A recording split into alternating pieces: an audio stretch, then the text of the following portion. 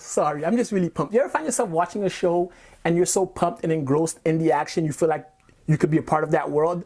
This is how I feel about Into the Badlands Season 1. And this is Shalana from thebingewatchers.com, and here's our review. Into the Badlands takes place in a post-apocalyptic world in which we have devastated the planet and we have these new people who are in charge called Barons. And Barons are essentially slave masters, and in return they provide you safety, security, housing, and if you're able enough and skilled enough, they induct you to their own armed forces, and they pretty much outlawed guns, missiles, and things like that. So we're using swords, throwing knives, ancient weapons, so we pretty much regressed as a society. So the show begins with us following Sonny, who is the regent of his baron. As regent, he is the head of the military, the most powerful fighter that this baron has, and we find him riding a motorcycle, which didn't make too much sense for me because this is a post-apocalyptic world where they don't use technology and they have like lamps with oil and gas, and they don't have light bulbs and things like that, but they have motorcycles and cars, which I found strange.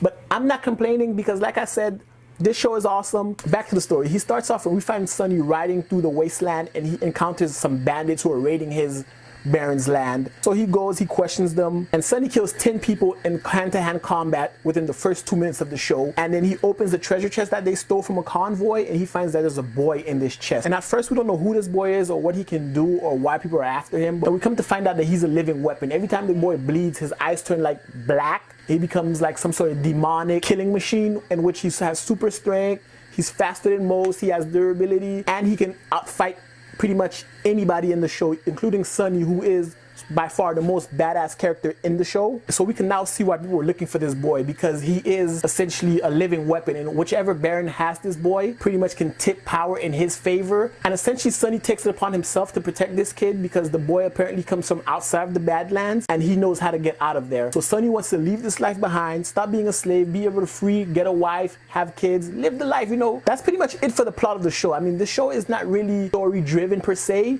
The show is more about the action, the adventures, and things like that. And usually when a show is lacking in plot and story, it's kind of a bad show. Like if it's just pure action or whatever the case may be, it's not too exciting as a show.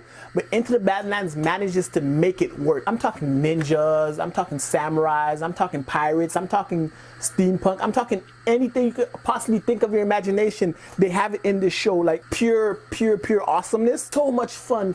And every episode has a badass fight sequence. The fact that all these things are going on, it doesn't detract from the show itself. Like you can actually see why they're ninjas, why they have swords, why they're slaves, why kung fu, why they're using ki blasts. And what amazes me is the fact that this is only 6 episodes and they managed to fit all of that into 6 episodes and make it work. To give it up to AMC for even greenlighting a show like this, because I don't know if you guys have watched IP Man, Shinjuku Incident, or any of those Asian kung fu fight movies.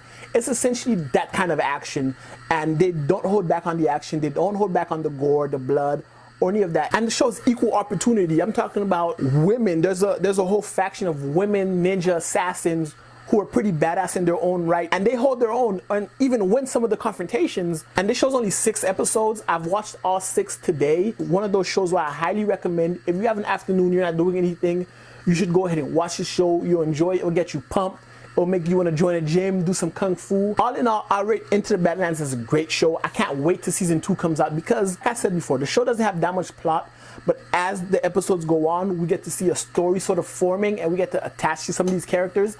And the season finale left us with a couple of cliffhangers that have to be resolved, and we have to find out where they go from here or how much better they can get, because this is over the top, action packed, super fun. I highly recommend it and you should go check it out. And if you've seen it, let me know in the comments below what you thought about it. Share this video, like and subscribe, and thanks for tuning into the BingeWatchers.com review of Into the Badlands Season 1.